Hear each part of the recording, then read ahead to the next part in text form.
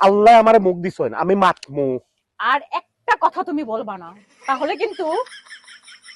কি হইব তাহলে? কি হইব? আমার মুখ আল্লাহ দিছেন, আমি মাতমু। তোমার সমস্যা কিটা? আচ্ছা, কি হইব? একটা মিনিট দাঁড়াও।